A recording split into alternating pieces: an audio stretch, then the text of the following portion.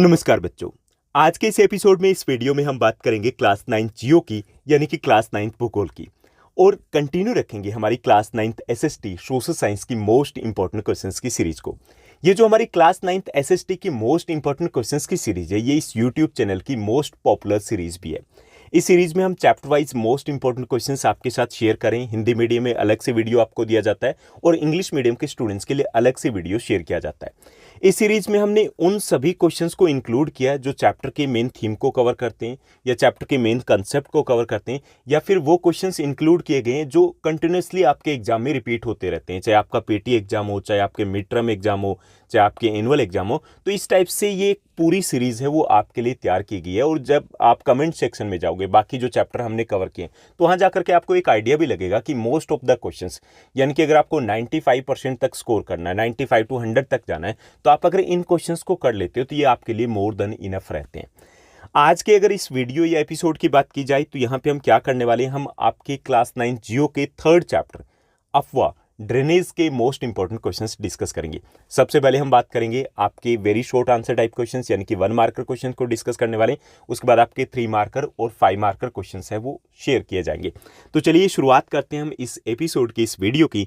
और सबसे पहले हम बात करते हैं आपके 1 मार्कर क्वेश्चन की। तो इसमें सबसे पहला जो आपका क्वेश्चन रहेगा वो है अफवाह शब्द से आप क्या समझते हो, यानी कि अफवाह जो शब्द है उससे आप क्या समझते हो, ये क्या होता है। चैप्टर का टाइटल ही यही है अफवाह, कि धरातल पर प्राकृतिक धाराओं के रूप में बहने वाले पानी या जल को अफवाह कहते हैं। यानी कि प्राकृतिक तौर पर, जैसे अगर हमने नहरें बना दी तो अफवाह में नहीं आएगा। अफवाह क्या आएगा, जैसे छोटी नदियां हो गई जिनको हम नाले कह सकते हैं, बड़ी नदियां हो गई तो उसको हम अफवाह कहेंगे। तो पूरे चैप्टर में हमने किसकी बात की है, नदियों की बात की है, जल के स्रोतों की बात की है, जो प्राकृतिक नेचुरल जो स्रोत है उनकी हमने बात की है। तो अफवाह क्या होता है कि धरातल पर प्राकृतिक धाराओं के रूप में बहने वाले जल को हम अफवाह कहते हैं। ओके, एक तरीके से यूं कह सकते हैं कि नदी चाहे वो छोटी या बड़ी हो, उनका जो अध्ययन किया जाता है वो अफवाह के तहत अध्ययन किया जाता है। ओके, तो ये हो गया आपका पहला क्वेश्चन। सेकंड जो आपका क्वेश्चन रहेगा मोस्ट इंपॉर्टेंट क्वेश्चंस में, कि भारत की सबसे लंबी नदी कौन सी है। तो भारत की सबसे लंबी नदी कौन सी है, तो इसमें अगर बात की जाए तो भारत में 3 प्रमुख नदियां बहती है। पहली जो नदी है वो हमारी ब्रह्मपुत्र आ जाती है। अगर ब्रह्मपुत्र नदी की हम बात करें तो उसकी लंबाई लगभग 2900 किलोमीटर है। ठीक, उसके बाद आ जाती है आपकी इंडस यानी कि सिंधु नदी। सिंधु नदी की अगर बात करें तो उसकी लंबाई 2880 किलोमीटर है। उसके बाद आ जाती है अपनी गंगा नदी। गंगा नदी की लंबाई लगभग 2525 किलोमीटर है। ओके, सबसे ज्यादा लंबाई किसकी है, ब्रह्मपुत्र नदी की। लेकिन जब क्वेश्चन आता है कि भारत की सबसे लंबी नदी कौन सी है, तो उसका आंसर रहेगा गंगा नदी। क्योंकि ये किसके आधार पे आंसर होगा, ये होगा भारत में बहाव के आधार पर। गंगा नदी है वो भारत की सबसे लंबी नदी है। इसकी कुल लंबाई 2525 किलोमीटर है, क्योंकि इसमें 2900 जो है आंसर, या 2880 जो सिंधु नदी की लंबाई है वो आंसर क्यों नहीं है। इसका कारण यह कि इन दोनों नदियों का ज्यादातर जो भाग है वो भारत में नहीं बहता। जैसे सिंधु नदी है उसका ज्यादातर भाग पाकिस्तान में बहता है, ऐसी जो ब्रह्मपुत्र नदी है उसका ज्यादातर भाग वो चाइना में बहता है। इसलिए वो उन नदियों का जो बहाव है वो भारत में बेहद कम है, काफी कम है।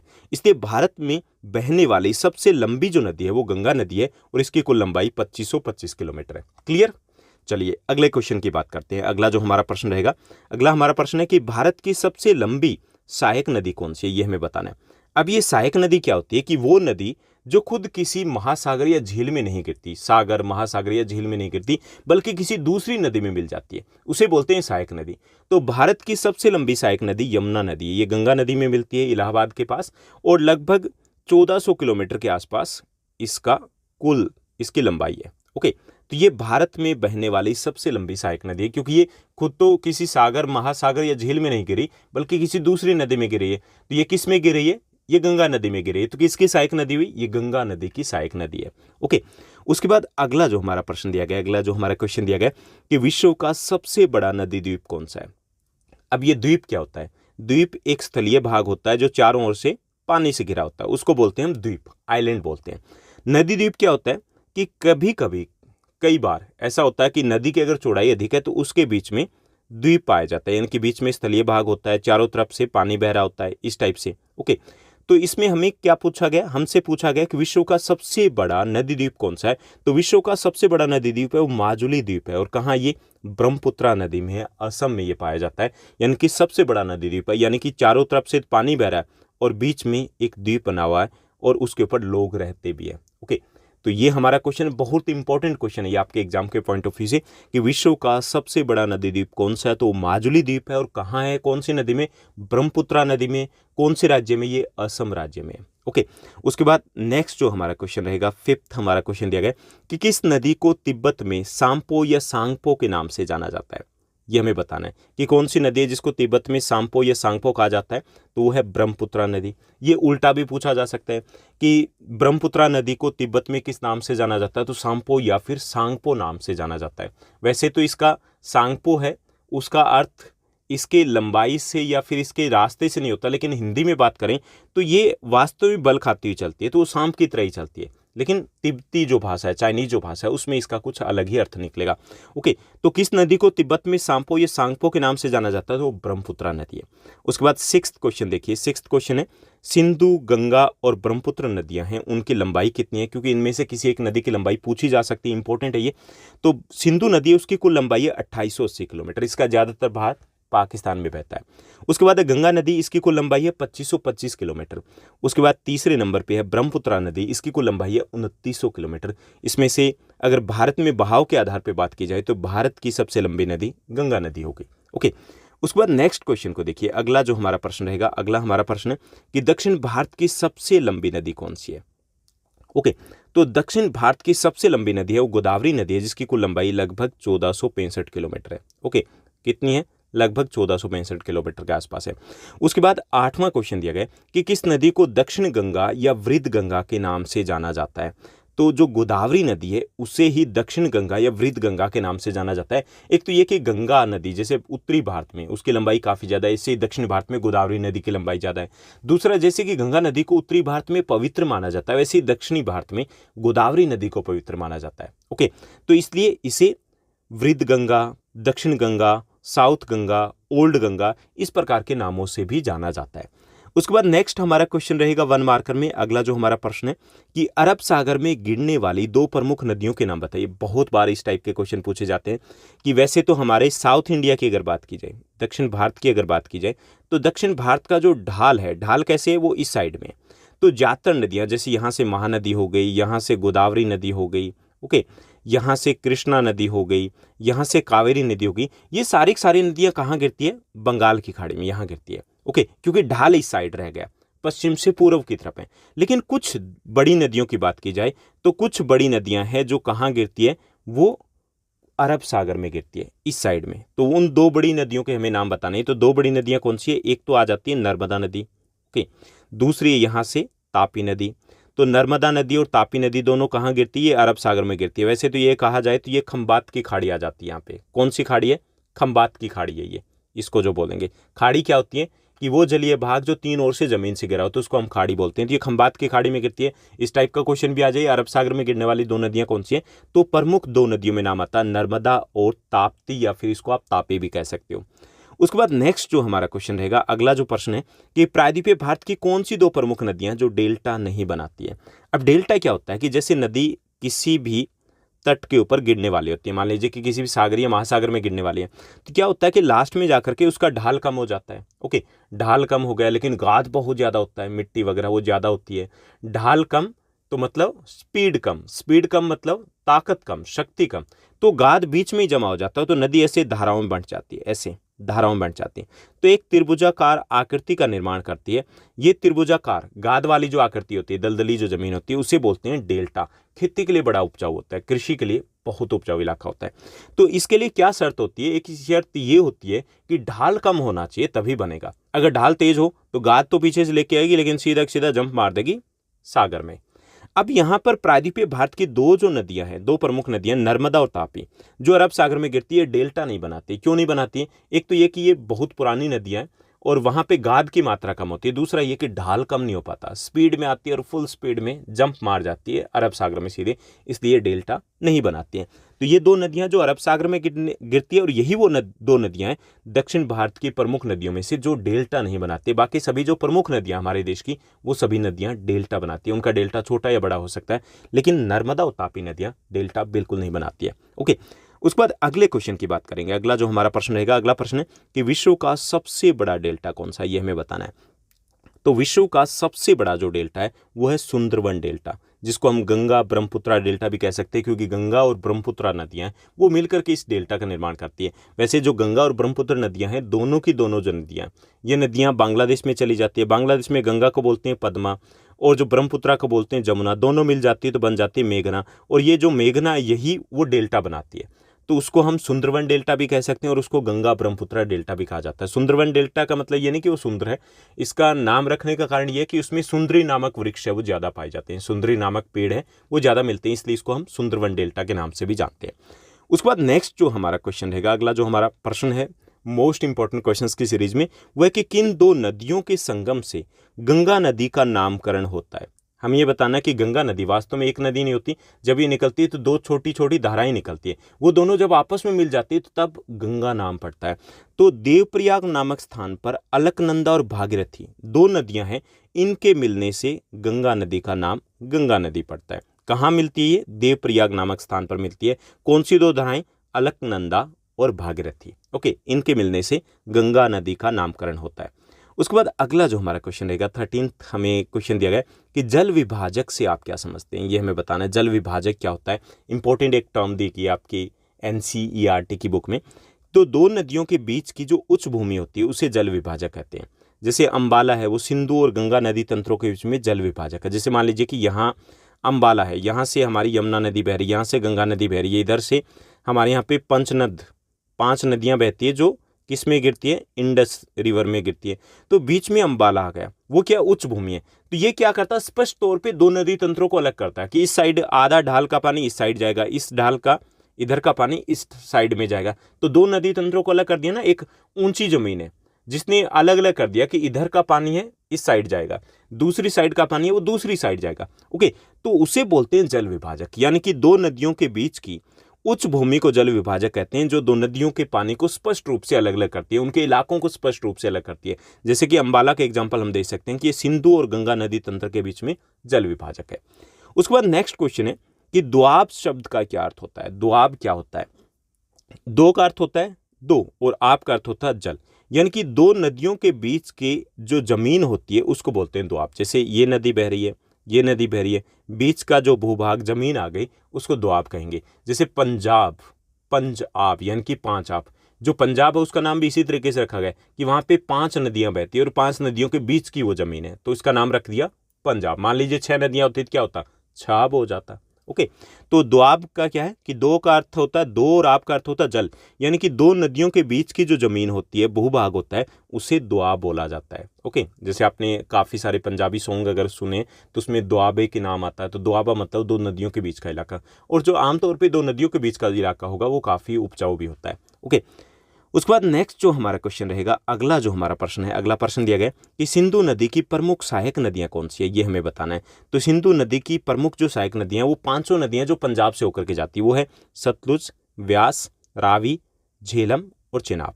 ये 5 नदियां सिंधु नदी की सहायक नदियां हैं। ओके, उसके बाद नेक्स्ट जो क्वेश्चन रहेगा, ये अलग से भी पूछा जा सकता है 15th क्वेश्चन की पंजाब की 5 प्रमुख नदियां कौन सी है, तो यही है सतलुज, व्यास, रावी, चेनाब और झेलम। उसके बाद नेक्स्ट जो क्वेश्चन है, नेक्स्ट अगला जो हमारा प्रश्न है कि किस नदी को बिहार का शोक कहा जाता है। तो कोसी नदी है उसको बिहार का शोक कहा जाता है। इसका कारण यह कि कोसी नदी के कारण बिहार में हर साल बाढ़ आती है, हर वर्ष बाढ़ आती है, भयंकर तौर पर तबाही होती है, उसके कारण फसलें खराब हो जाती है, बर्बाद हो जाती है, इसलिए इसे बिहार का शोक कहा जाता है। ये जो नदी है कोसी नदी अपने मार्ग बदलने के लिए भी कुख्यात है, यानी कि जहाँ से बहती है बाढ़ आ गई, यहाँ से बह रही है बाढ़ आ गई तो यहाँ से बहना शुरू कर देगी। अभी ये बताया जाता है कि पिछले लगभग 20-25 वर्षों में ये 36 किलोमीटर दूर चली गई अपने रास्ते से, ये बहती थी कहीं और इलाके में, 36 किलोमीटर दूसरी जगह पे बहने लग गई, अपना मार्ग बदल लेती है हर बार और बाढ़ आती है, इसलिए इसे बिहार का शोक कहा जाता है। हालांकि पिछले कुछ वर्षों में थोड़ा सा प्रभाव कम हुआ बाढ़ का, कुछ डैम वगैरह बनाए गए उससे, ओके, लेकिन पूरे तरीके से इसको काबू में नहीं किया जा सका है। उसके बाद नेक्स्ट जो हमारा क्वेश्चन रहेगा, अगला जो हमारा प्रश्न है, अगला क्वेश्चन दिया गया, जस्ट ए मिनट, अगला क्वेश्चन दिया गया कि किस नदी को बंगाल का शोक कहा जाता है, ये हमें बताना है। बंगाल का शोक किस नदी को कहा जाता है? तो दामोदर नदी है उसको बंगाल का शोक कहा जाता है। यानी कि जैसे बिहार में कोसी नदी के कारण तबाही होती है, वैसे ही बंगाल में दामोदर नदी है उसके कारण तबाही होती है, उसके कारण व्यापक पैमाने पर जान माल की हानि होती है, इसलिए इसे बंगाल का शोक कहा जाता है। तो इसका भी प्रभाव थोड़ा सा कम हुआ है, डीवीसी यानी कि दामोदर वैली कॉरपोरेशन एक डैम बनाया गया जिससे कि थोड़े कुछ हद तक बाढ़ को कंट्रोल में किया जा सका है। उसके बाद नेक्स्ट जो हमारा क्वेश्चन है कि नमामि गंगे कार्यक्रम की शुरुआत कब की गई? तो ये 2014 में इस कार्यक्रम की शुरुआत की गई है। नमामि गंगे कार्यक्रम क्या है? नदियों के साफ करने और नदियों के आसपास पर्यटन का बढ़ावा देने से रिलेटेड ये प्रोग्राम है, जिसको जो भारत की केंद्रीय सरकार है उसके द्वारा शुरू किया गया था। तो यूं कह सकते हैं कि स्वच्छ भारत अभियान है, उसी का हिस्सा है। इसके तहत स्वच्छ नदी अभियान चलाया जाने की योजना थी। कितनी की कामयाबी हुई तो वो हम देख पा रहे हैं कि अभी उतनी सक्सेस तो नहीं मिल पाई है, लेकिन इसका मुख्य उद्देश्य ये है कि नदियों में प्रदूषण को रोका जाए, नदियों को साफ स्वच्छ रखा जाए और नदियों के आसपास के इलाकों में पर्यटन को बढ़ावा दिया जाए। तो इसके लिए नमामि गंगे कार्यक्रम है, इसकी शुरुआत 2014 में की गई थी। उसके बाद नेक्स्ट जो हमारा क्वेश्चन रहेगा, अगला जो हमारा प्रश्न है 1 मार्कर में, कि राजस्थान की सबसे महत्वपूर्ण नदी कौन सी है? ये हमें बताना, 2 नहीं, एक सबसे महत्वपूर्ण नदी बताना है, तो वो है लूणी नदी। ओके, ये किस प्रकार की नदी है? ये एक मौसमी नदी, यानी कि बरसात का मौसम आता है तो इसमें पानी आ जाता है। जब बरसात गई तो मतलब पानी भी टाटा बाय बाय खत्म हो जाता है। तो ये एक बरसाती नदी कह सकते हैं कि बरसाती नदी है, मौसमी नदी है, बारिश के दिनों में इसमें पानी आता है, अरावली की पहाड़ियों से निकलती है। तो लूणी नदी है वो राजस्थान की सबसे लंबी और सबसे महत्वपूर्ण नदी है।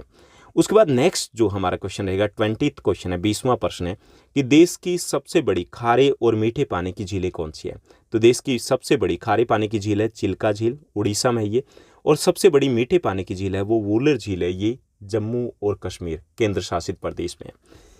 तो ये थे हमारे इस चैप्टर के मोस्ट इंपॉर्टेंट 1 मार्कर क्वेश्चन। अब हम नेक्स्ट सेक्शन की बात करेंगे और बात करेंगे आपके मोस्ट इंपॉर्टेंट 3 मार्कर क्वेश्चन की, यानी कि शॉर्ट आंसर टाइप क्वेश्चंस कौन से रहेंगे। तो इसमें सबसे पहला जो आपका क्वेश्चन रहेगा वो रहेगा कि हिमालय के प्रमुख नदी तंत्र कौन से, ये हमें बताना है। तो हिमालय के 3 प्रमुख नदी तंत्र है, 3 तंत्र है। तंत्र में कौन कौन सा आ जाता है? मुख्य नदी और उसकी सहायक नदियां आ जाती है। तो पहला नदी तंत्र है गंगा नदी तंत्र, इसमें गंगा और उसकी सहायक नदियां शामिल है, जैसे कि यमुना, घाघरा, गंडक, कोसी इत्यादि इसमें आ जाती है। दूसरा नदी तंत्र है हिमालय का, वो है सिंधु नदी तंत्र, इसमें सिंधु नदी और उसकी सहायक नदियां जैसे सतलुज, व्यास, रावी, चिनाब, झेलम, ये सब कुछ इसमें आ जाती है। तीसरा महत्वपूर्ण नदी तंत्र है वो ब्रह्मपुत्रा नदी तंत्र है, इसमें ब्रह्मपुत्रा और उसकी सहायक नदियां जैसे दिबांग, लोहित, तीस्ता, मानस, ये आ जाती है। ओके, तो इनकी सहायक नदियों को भी याद रखना है, प्रमुख सहायक नदियों, क्योंकि ये भी अलग से पूछा जा सकता है। उसके बाद नेक्स्ट जो हमारा क्वेश्चन बनेगा बहुत इंपॉर्टेंट है, नेक्स्ट वाला क्वेश्चन 3 मार्कर के लिए, कि नदी द्वारा निर्मित प्रमुख अफवाहों जो प्रतिरूप है उनका वर्णन कीजिए। इसका आप डायग्राम अगर कर लो तो और भी बेटर रहेगा। तो ये क्या है, अफवाह प्रतिरूप क्या होते हैं? पहले तो इसको समझ लीजिए कि नदी जब बहती है तो कई प्रकार के डिजाइन बनाती है, आकृतियां बनाती है, तो उसको बोलते हैं अफवाह प्रतिरूप। ओके, पैटर्न जिसको बोल सकते हैं, कई प्रकार के पैटर्न बनाती है। तो नदियों के द्वारा, या हम कह सकते हैं कि अफवाह के 4 प्रतिरूप बनाए जाते हैं, यानी कि 4 पैटर्न बनाए जाते हैं। सबसे पहला जो पैटर्न है वो वृक्षाकार पैटर्न है, यानी कि डेंड्रिटिक पैटर्न जिसको बोलेंगे, इस प्रकार का पैटर्न बनाया जाता है। इसमें क्या होता है, उत्तरी मैदान की जो नदियां वैसे आती है, एक नदी आ गई, उसमें सहायक नदी आके मिल के गई, दूसरी सहायक नदी आके मिल के गई, इसमें अलग से सहायक नदी मिल गई, इस टाइप से। तो ऐसे लगता है कि जैसे पेड़ और उसकी शाखाएं फैली हो, इस टाइप से वो नदी लगती है। तो ये होता है वृक्षाकार प्रतिरूप कि उत्तरी भारत की जितनी भी नदियां, उत्तरी मैदान की जो नदियां हैं, उसमें सहायक नदियां अलग अलग दिशाओं से आकर के मिलती है और ऊपर से देखने के बाद ऐसे लगेगा कि जैसे एक वृक्ष और उसकी शाखाएं फैली हुई है, तो उसे बोलते हैं वृक्षाकार पैटर्न। ओके, बना दोगे ना, डायग्राम भी बन जाएगा। उसके बाद दूसरा जो पैटर्न होता है वो है अर्य प्रतिरूप। ओके, अर्य मतलब रेडियल पैटर्न। इसमें यह होता है कि जब नदियां किसी पर्वत से निकल के सभी दिशाओं में बहती है तो उसे अर्य प्रतिरूप बोलते हैं। जैसे मान लीजिए कि ये पर्वत श्रृंखला है, उससे इधर भी नदी निकल रही है, इधर भी नदी निकल रही है, इधर भी नदी जा रही है, इधर भी नदी जा रही है, इधर भी नदी जा रही है, ऐसे एक पहाड़ी के चारों दिशाओं से नदियां निकल रही है एक पर्वत से, तो उसे बोलते हैं अर्य प्रतिरूप। ओके, रेडियल पैटर्न कहलाता है ये। तो ये भी आप आराम से बना दोगे, यानी कि कोई पर्वत है, कोई पहाड़ी है और उससे चारों दिशाओं में, सभी दिशाओं में नदियां निकल रही है, तो उसे हम अर्य प्रतिरूप बोलेंगे। उसके बाद एक होता है आपका जालीनुमा प्रतिरूप, ट्रेलिस पैटर्न। ये भी बनाते हैं कि जब नदियां हैं, मुख्य नदी है, उसके एक दूसरे के समानांतर बहती हो और सहायक नदियां उसमें समकोण पर मिलती हो, तो उससे जालीनुमा प्रतिरूप बन जाता है। जैसे मान लीजिए ये नदी बह रही है, इसमें से एक नदी ऐसे आके मिल गई, एक ऐसे आकर के मिल गई, दूसरी इसमें से एक से आकर के मिल गई, लगभग सा पैटर्न, यानी कि ऐसे समकोण के ऊपर उनसे आकर के मिल रही है, तो एक जाली की तरह पैटर्न बन जाता है कि यहाँ पे जाली सी बन गई, तो इसे बोलते हैं जालीनुमा प्रतिरूप। तो कई जगह पर इस टाइप के पैटर्न भी बनाती है नदियां। चौथा जो पैटर्न बनाती है नदी जब बहती है, तो होता अभिकेंद्री प्रतिरूप। अभिकेंद्री प्रतिरूप सेंट्रीपेटल पैटर्न होता है। इसमें क्या होता है कि इस पैटर्न में एक झील है, मान लीजिए ये है झील, तो इस झील में चारों दिशाओं से नदियां आकर के गिर रही है। ओके, तो ये क्या हो गया, ये आपका अभिकेंद्री प्रतिरूप कहलाता है। ओके, यानी कि अरीय प्रतिरूप में तो निकल रही है एक जगह से और इसमें एक जगह पे गिर रही है। तो ये 4 प्रकार के पैटर्न बनते हैं, अच्छे से कर लीजिएगा, छोटे छोटे से डायग्राम बना सकते हो तो आपके लिए स्कोर करना ईजी हो जाएगा। उसके बाद नेक्स्ट जो हमारा क्वेश्चन रहेगा, अगला जो प्रश्न रहेगा इस चैप्टर के मोस्ट इंपॉर्टेंट क्वेश्चंस में, वो रहेगा कि दक्षिण भारत की प्रमुख नदियां कौन सी। हालांकि 3 मार्कर में आना तो नहीं चाहिए, लेकिन मैंने डाल दिया है ताकि थोड़ा सा आपको याद रहे कि प्रमुख नदियां, पूर्व की ओर बहने वाली नदियां, यह गोदावरी, कृष्णा, कावेरी और महानदी है। और पश्चिम की ओर बहने वाली प्रमुख नदियों में नर्मदा और तापी आती है। तो ये ऐसे तो नहीं आएगा, ऐसे आ सकता है कि पूर्व और पश्चिम की तरफ बहने वाली प्रायद्वीपीय भारत की नदियों में अंतर बताइए। तो सबसे पहले बताओगे कि पूर्व की तरफ जो नदियां बहती है, पूर्व की तरफ कौन सी, थोड़ा सा मैं आपको डायग्राम के थ्रू बता दूं कि इस टाइप से पूर्व की तरफ जो बहने वाली नदियां तो वो कौन सी है, गोदावरी, कृष्णा, कावेरी, महानदी। पश्चिम की तरफ बहने वाली के आगे नर्मदा और तापी। अब और अंतर क्या होता है कि जो पूर्व की तरफ बहने वाली नदियां वो बंगाल की खाड़ी में गिरती हैं, इनकी लंबाई ज़्यादा है, इनकी लंबाई अपेक्षाकृत कम होती है। ये नदियां डेल्टा बनाती है, ये नदियां डेल्टा नहीं बनाती। इनमें पानी की मात्रा ज़्यादा होती है, जो पूर्व की तरफ बहती है इनमें पानी की मात्रा कम होती है। तो ये 2-3 अंतर भी बता सकते हो कि लंबाई भी ज़्यादा है उनमें, पानी की मात्रा भी ज़्यादा है, डेल्टा भी बनाती है, संख्या भी ज़्यादा है। इसमें सारी चीज़ें कम है कि संख्या भी कम है, डेल्टा भी नहीं बनाती है, पानी की मात्रा भी कम होती है इनमें। ओके, लंबाई भी कम होती है इनकी। उसके बाद नेक्स्ट जो हमारा क्वेश्चन रहेगा 3 मार्कर में, वो है कि गंगा नदी तंत्र पर एक नोट लिखिए। 3 मार्कर में पूछा जा सकता है, 5 मार्कर के चांसेस कम है कि गंगा नदी तंत्र, उसके ऊपर नोट लिखना है, यानी कि हमें कुछ पॉइंट्स में बताना है कि गंगा नदी तंत्र की विशेषताएं क्या है। तो गंगा नदी तंत्र की अगर बात करें तो गंगा नदी की कुल लंबाई लगभग 2525 किलोमीटर है। और इस गंगा नदी तंत्र में क्या क्या शामिल रहेगा, इसमें गंगा और उसकी सहायक नदियां आ जाएगी, यानी कि गंगा और उसकी फ्रेंड्स आ गई सारी की सारी। तो गंगा नदी की कुल लंबाई 2525 किलोमीटर है। इसकी मुख्य धारा भागीरथी है, वो गंगोत्री हिमनद से निकलती है और अलकनंदा से देवप्रयाग में मिलती है। जब ये मिल जाती है तब इसका नाम गंगा पड़ जाता है। हरिद्वार में गंगा नदी है वो पर्वतीय भाग को छोड़ करके मैदानी भाग में आ जाती है। यमुना, घाघरा, गंडक, कोसी इत्यादि नदियां इसकी प्रमुख सहायक नदियां हैं। और गंगा और ब्रह्मपुत्र नदियां मिलकर के विश्व का सबसे बड़ा डेल्टा सुंदरवन डेल्टा बनाती है। तो इतनी 4-5 डिटेल काफ़ी रहेगी। ओके, यानी कि ये गंगा नदी की डिटेल आ गई। तो इसमें आप कुछ चीज़ें और भी लिख सकते हो कि ये उत्तरी भारत के विशाल मैदान का निर्माण करती है, जो कि बेहद उपजाऊ मैदान है। और क्योंकि ये उपजाऊ मैदान है तो यहाँ पे कृषि उन्नत अवस्था में होती है, इसलिए घना बसा हो। तो ये चीज़ें ऐड की जा सकती है, अदरवाइज इतनी डिटेल काफ़ी रहेगी। उसके बाद नेक्स्ट जो 3 मार्कर में क्वेश्चन रहेगा वो है ब्रह्मपुत्रा जो नदी तंत्र है, उसके ऊपर एक नोट लिखिए, क्योंकि ये भी इंपॉर्टेंट है। इस टाइप से क्वेश्चन भी कई बार पूछ लिया जाता है। तो हम 4-5 जो फीचर्स है वो ब्रह्मपुत्रा नदी तंत्र के भी बताएंगे। तो इसमें पहला जो रहेगा कि ब्रह्मपुत्र नदी है वो तिब्बत के मानसरोवर झील के पूर्व से निकलती है। तिब्बत में मानसरोवर झील है, वहीं से इंडस यानी कि सिंधु नदी निकलती है, वहीं से हमारी सतलुज नदी निकलती है और उसी के आसपास के इलाके से ब्रह्मपुत्रा हमारी रिवर निकलती है। इसकी कुल लंबाई लगभग 2900 किलोमीटर है, लेकिन इसका ज़्यादातर जो भाग है वो भारत से बाहर है, यानी कि तिब्बत चाइना में आ जाता है। ब्रह्मपुत्रा को तिब्बत में सांगपो या सांपो के नाम से जाना जाता है और बांग्लादेश में इसको जमुना कहते हैं। जब ये गंगा नदी से मिल जाती है तो इसका नाम मेघना पड़ जाता है, यानी कि बड़े नाम बदलती है ये। इसकी प्रमुख सहायक नदियाँ दिबांग, लोहित, तिस्ता और मानस है, ये प्रमुख सहायक नदियाँ। और गंगा और ब्रह्मपुत्र नदियाँ मिलकर के विश्व का सबसे बड़ा डेल्टा सुंदरवन डेल्टा बनाती है। वैसे एक और इंटरेस्टिंग फैक्ट आपको बता दूं कि भारत की जितनी भी प्रमुख नदियां, उनमें से एक ही नदी ऐसी है जिसका नाम मेल नाम पर है, वो है ब्रह्मपुत्र। ओके, बाकी सभी फीमेल नेम पर है, चेक कर लीजिएगा। तो ये हो गए हमारे इस चैप्टर के मोस्ट इंपॉर्टेंट 3 मार्कर क्वेश्चन। अब हम बात करेंगे most important long answer type question की, यानी कि 5 मार्कर क्वेश्चन की। इसमें से ये जो क्वेश्चन है, हिमालय तथा प्रायद्वीपीय भारत की नदियों में अंतर स्पष्ट कीजिए, ये आपका श्योर क्वेश्चन है, यानी कि हर बार आपके एग्जाम में रिपीट होता है, हर बार। तो इस बार भी आपके एग्जाम में आने वाला है। तो इसमें हमें बताना है कि हिमालय और प्रायद्वीपीय भारत की नदियों में अंतर बताइए, दोनों में डिफरेंस बताना है। पहला जो डिफरेंस है कि ये जो हिमालयी नदियां हैं वो 12 मासी होती है। हिमालय की नदियां कैसी होती है, 12 मासी, यानी कि 12 महीने उसमें पानी रहता है, सूखती नहीं है। जो गर्मियों की बात करें तो बारिश से पानी मिल जाता है, यानी कि जैसे बारिश से पानी आ गया, उसके बाद जब मौसम, मान लीजिए कि मौसम बारिश का मौसम चला गया, तो उसके बाद क्या होता है कि बर्फ़ के पिघलने से पानी आता रहता है, यानी कि 12 महीने इनमें पानी रहेगा किसी न किसी तरीके से। जबकि प्रायद्वीपीय भारत की नदियाँ क्या, वो मौसमी नदियाँ, उसमें पानी कब आता है, बारिश के मौसम में। उसके बाद क्योंकि वहाँ पे बर्फ़ तो जमी नहीं होती, पहाड़ियों की ऊंचाई उतनी ज़्यादा नहीं, तो वहाँ पे शुष्क मौसम में वो लगभग सूख जाती हैं। तो पहला अंतर ये है कि हिमालय की नदियाँ 12 मासी होती है, जबकि प्रायद्वीपीय भारत की नदियाँ वो मौसमी है, क्योंकि वो शुष्क मौसम में सूख जाती है, केवल बारिश के मौसम में उनमें पानी की मात्रा होती है। उसके बाद दूसरा अंतर है कि हिमालय की नदियों की लंबाई है वो प्रायद्वीपीय भारत की नदियों की अपेक्षा ज़्यादा है, यानी कि हिमालय की नदियाँ ज़्यादा लंबी होती है, प्रायद्वीपीय भारत की नदियाँ छोटी होती है। जैसे हिमालय की नदियाँ ब्रह्मपुत्र नदी 2900 किलोमीटर, इंडस नदी की बात करें 2880 किलोमीटर, सिंधु नदी, गंगा नदी की बात करें 2525 किलोमीटर, जबकि अगर हम प्रायद्वीपीय भारत की नदियों की बात करें तो उनमें से किसी भी नदी की लंबाई है वो 1500 किलोमीटर भी नहीं है। ओके, तो इससे आइडिया लगा सकते हैं कि वो नदियाँ कम लंबी होती है। इसके साथ साथ हिमालय की नदियाँ जो होती है, जो हिमालय से निकलने वाली नदियाँ, उसमें पानी की मात्रा प्रायद्वीपीय नदियों की अपेक्षा अधिक होती है। एक चीज़ और बता दूं कि प्रायद्वीपीय नदियों का मतलब क्या है, ये जो हमारा साउथ इंडिया है, ये जो हमारा साउथ इंडिया, ये वाला पार्ट, यहाँ वाला जो तीनों ओर से पानी से घिरा होता है, ये प्रायद्वीपीय भारत कहलाता है। तो यहाँ की नदियों की हम बात करें और हिमालय की नदियों के साथ, तो जो हिमालय की नदियाँ होती है उसमें पानी की मात्रा ज़्यादा होती है, क्योंकि यहाँ बारिश ज़्यादा होती है, लंबाई भी ज़्यादा है, तो उसमें पानी की मात्रा ज़्यादा होती है।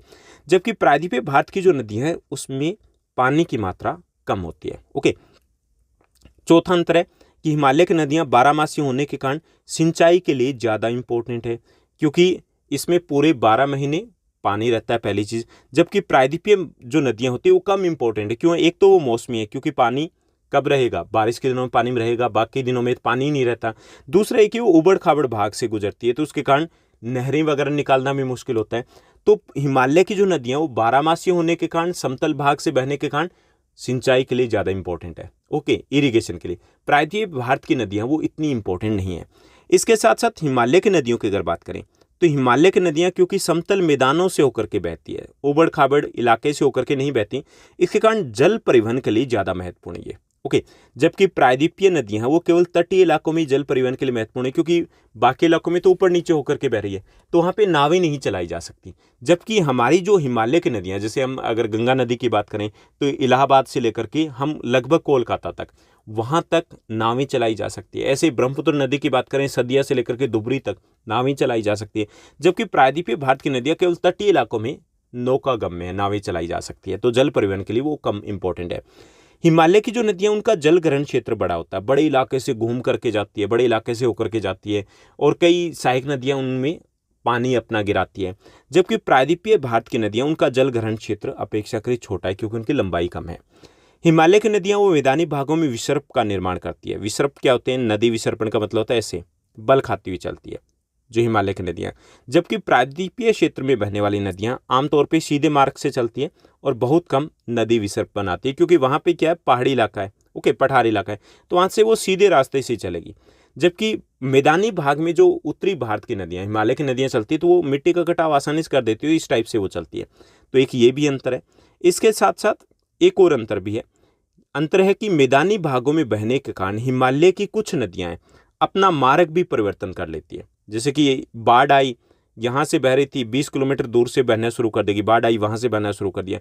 जबकि पहाड़ी क्षेत्र की जो नदियाँ हैं, प्रायद्वीपीय भारत की जो नदियाँ, वो अपने मार्ग को परिवर्तित नहीं करती, क्योंकि वो गहरी खाइयों से होकर के बहती है और वहाँ पे कटाव की गुंजाइश बेहद कम रहती है। हिमालय से निकलने वाली नदियाँ हैं वो समुद्र में मिलने से पहले डेल्टा का निर्माण करती है, लगभग सभी नदियाँ करती हैं। जबकि प्रायद्वीपीय नदियाँ हैं वो या तो डेल्टा का निर्माण नहीं करती, और जो करती है वो छोटे डेल्टा का निर्माण करती है, यानी कि ये बड़े डेल्टा का निर्माण कर रही है और ये छोटे डेल्टा का निर्माण करती है। हिमालय की नदियाँ 12 मासी होने के कारण जल विद्युत के लिए भी ज़्यादा उपयोगी है, बिजली पैदा की जा सकती है।